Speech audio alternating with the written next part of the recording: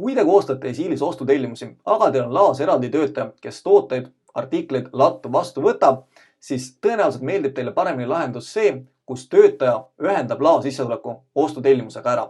Selle jaoks võtab ta lao sissetulekud ning valib siit ülevalt uus. Avatakse lao sissetuleku vorm. Nüüd siis, kui kaup meile huvi peale saabub, saab ta autojuhi käest saatelehe. Saatelehe pealt näeb ta ära, kes see tarnija on. Kui seal tarnijat ei ole kirjas, siis muidugi siia ta midagi kirjutada ei oska. Aga antud juhul ütleme, et seal oli kirjas Radius Machining OÜ. Valib selle peale, vajutab Enter ning nüüd ta tuleb siia ostutellimuse numbri väljale, teeb selle aktiivseks ja vajutab Ctrl Enter. Ning avaneb talle tarnimata ostutellimuste vorm ehk kõik ostutellimused, mis meil sellele tarnijale tehtud on, mida me veel vastu pole võtnud.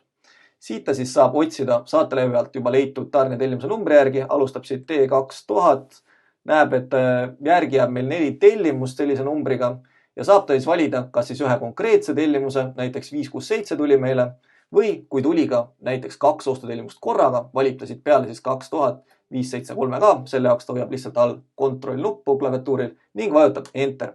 Ja sellega laetakse meile peale 2 ostutellimuse kõik artiklid.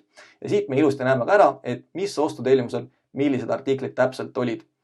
Ja kui kogused kõik klapivad, määrab ta ära veel lao, kuhu me vastu võtame materjale, vajutab detailid, salvestab ära, antakse lao sissetulekule unikaalne number ning seejärel valib ta siit ka vastu võetud, ehk siis sellega võtame need artiklid reaalselt lattu arvele, neid saab juba tootmises või ka edasimüügis kasutada.